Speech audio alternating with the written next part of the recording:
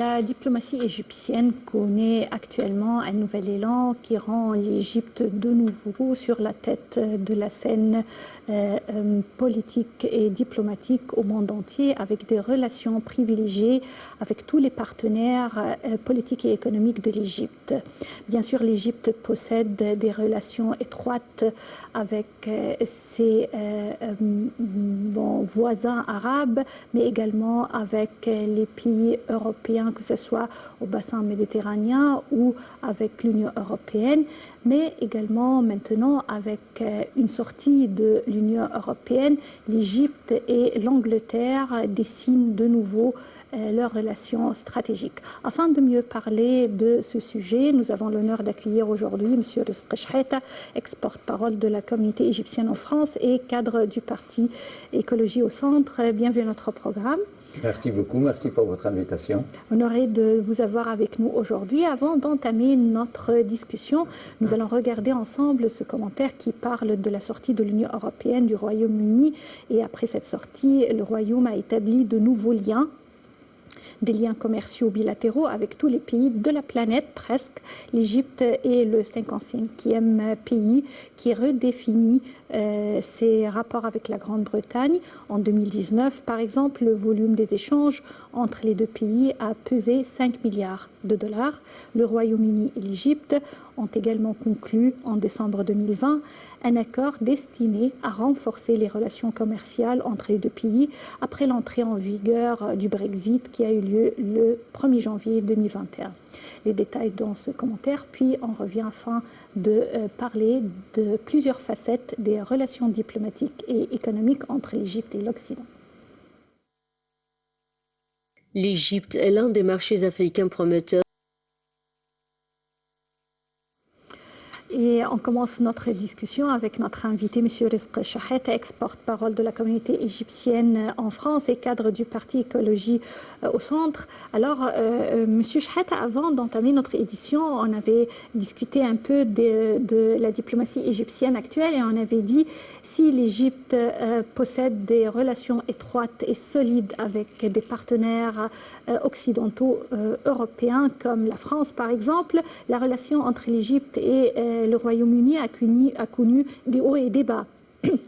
Actuellement, on voit qu'il existe un effort des deux côtés afin d'avoir une relation stratégique plus saine, si vous voulez, et également une relation gagnant-gagnant.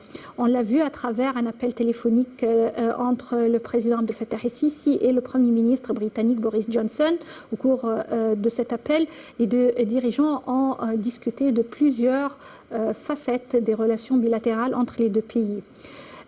Selon vous, pourquoi l'Angleterre actuellement cherche à avoir une relation plus étroite, plus ouverte avec l'Égypte?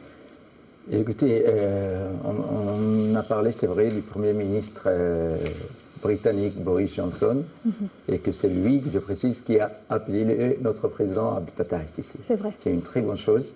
Un autre Premier ministre anglais qui s'appelle Winston Churchill, il a dit sa fameuse phrase célèbre: il n'y a pas des ennemis en permanent, il n'y a pas des amis en permanent, il y a des intérêts en permanent. Et quand le Premier ministre anglais a vu que ses intérêts, c'est de tendre la main à l'Égypte, il n'a pas hésité un instant, il l'a fait.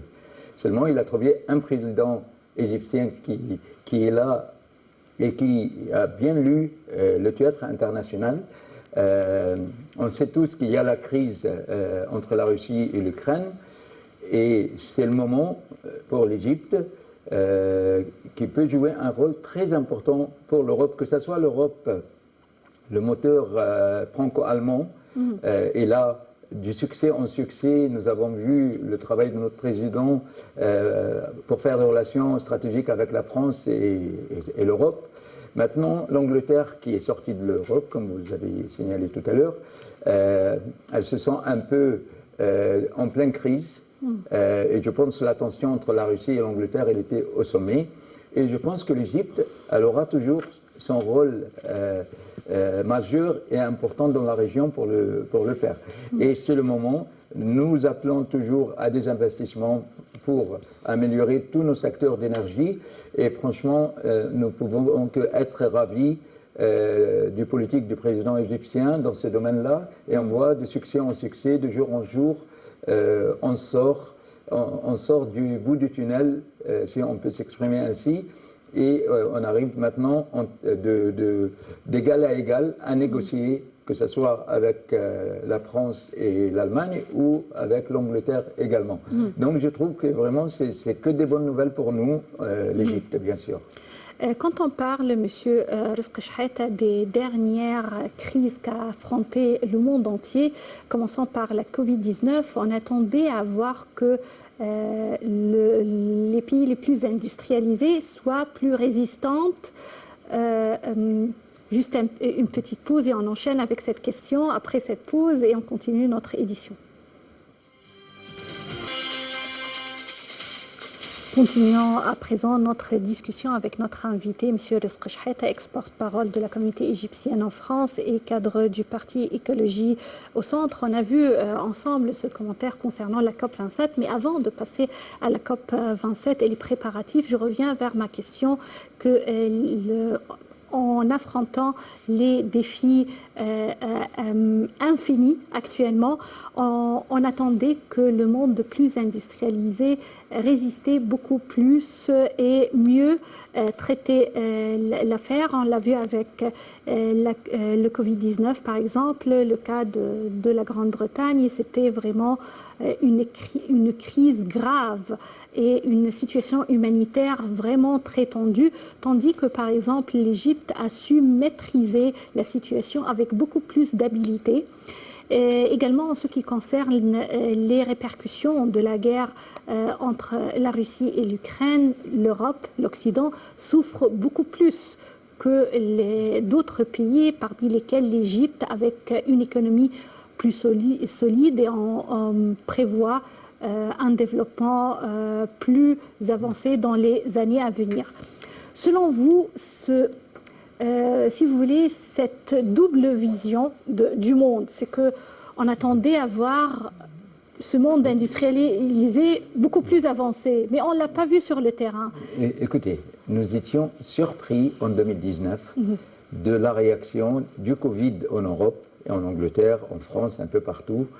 Il n'y avait même pas...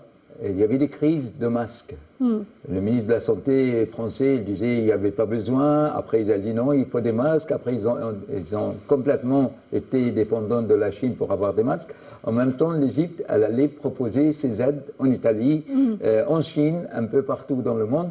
Donc, c'était vraiment un effet inverse. On ne croyait pas ce qui se passe. On dit, c'est pas vrai. C'est pas l'Europe, elle est en panne des usines pour fabriquer des masques, pour fabriquer des respirateurs, des médicaments et tout ça.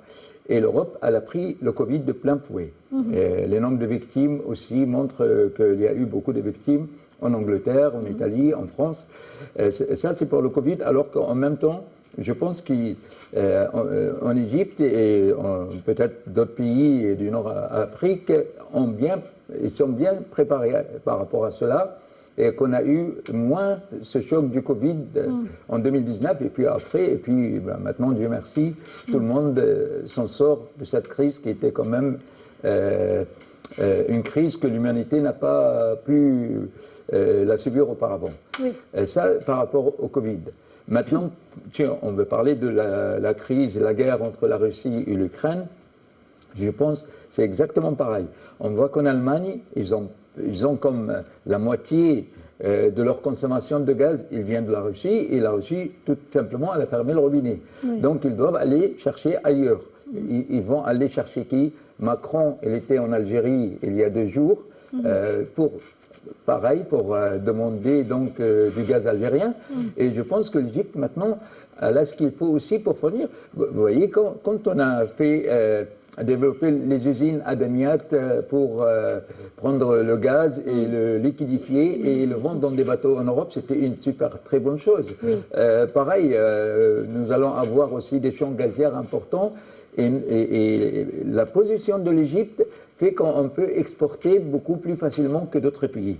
Et la guerre économique, c'est une guerre qui existe éternellement dans le monde. Et prévoir, c'est vraiment la meilleure chose qu'on a fait, prévoir, projeter pour l'avenir et tout ça.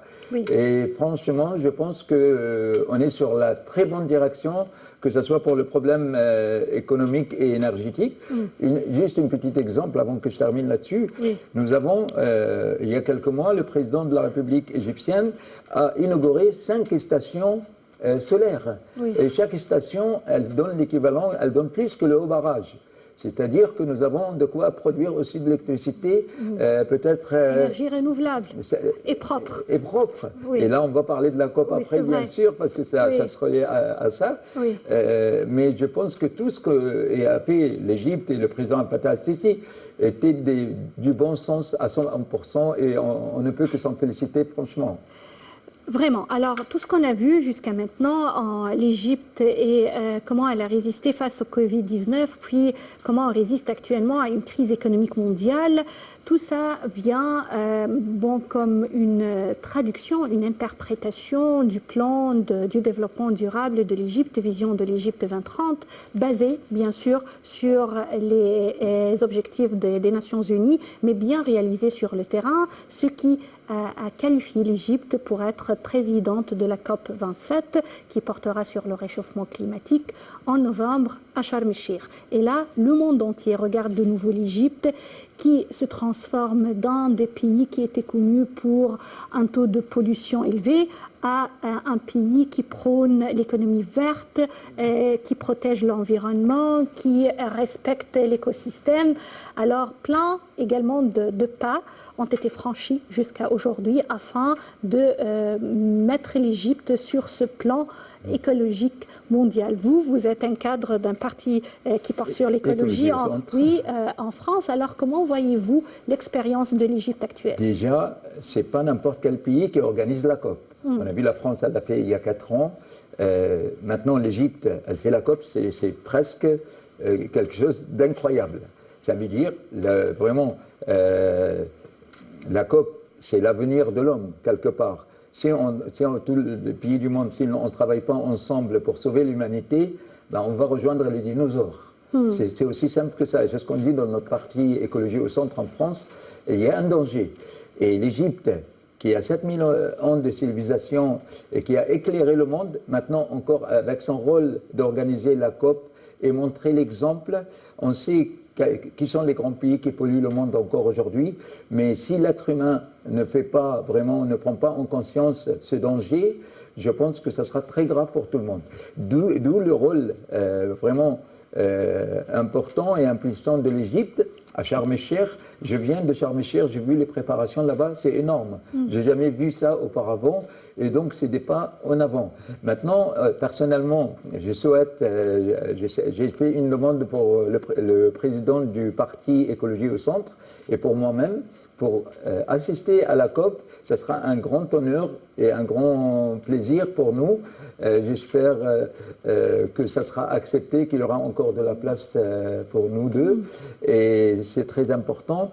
Et je pense que ce COP-là, il ne sera pas comme les autres. Il sera vraiment, il y aura des résultats.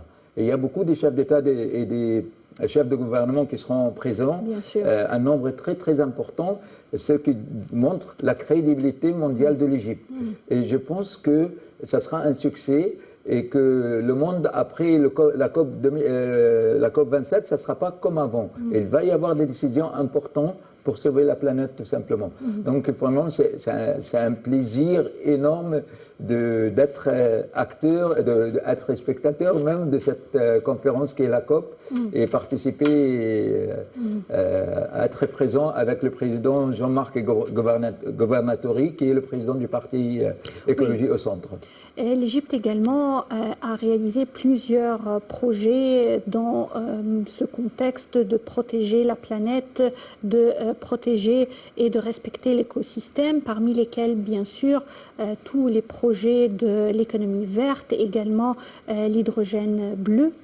Et bien sûr, il existe la nouvelle génération des villes, les villes intelligentes, 4e génération, qui sont des villes basées sur des sources d'énergie renouvelable, qui respectent l'écologie et également énormément numérique et digitalisé. Alors ça, c'est le nouveau monde. C'est le progrès, c'est la modernité. L'idée aussi de construire plusieurs villes autour du Caire, c'était une décision ingénieuse parce que on peut construire avec les nouvelles normes, avec tout ce qui concerne l'énergie solaire, avec le numérique, etc., etc. Et je pense que on a anticipé. Au fait, il y a un mot à dire dans tout ça, c'est l'anticipation. Le président Fattah el-Sisi est maître dans l'anticipation. Et ça, à chaque fois, ça nous fait plaisir. Ça nous fait que dans chaque crise, on est déjà en avant et on a les solutions. Il ne faut pas attendre les problèmes pour les régler, il faut anticiper et le faire avant. Et c'est ce qu'il fait, c'est la politique de notre président Fattah el-Sisi. Quand on avait parlé en 2014-2018 de la vision de l'Égypte 2030, tout le monde avait dit mais 2030 c'est loin, pourquoi on ne parle pas d'aujourd'hui? Mais c'est vrai que la vision de l'Égypte 2030, c'est la vision qui a sauvé l'Égypte de plusieurs défis, plusieurs crises actuelles. Exactement, et je pense que quelles qu'elles soient comment on peut les appeler, les gens qui nous veulent du mal, ils n'arriveront jamais parce que nous avons compris, nous sommes sur le bon chemin, on travaille, on avance. Et c'est ce qu'il fait le président Fattah el-Sisi dans toutes les crises, dans tous les domaines, depuis maintenant une génération peut-être, on voit l'évolution des choses et on voit que vraiment on est sur le bon chemin et ça nous fait à tous bien sûr un grand plaisir. Monsieur Rizk Chaheta, nous étions ravis de vous accueillir aujourd'hui. Vous êtes ex-parole de la communauté égyptienne en France et cadre du parti Écologie au Centre. Merci bien d'être parmi nous. Chers téléspectateurs, c'est ainsi qu'on arrive au terme de notre édition de direct. Rendez-vous demain, une nouvelle édition, une nouvelle équipe. Merci et au revoir.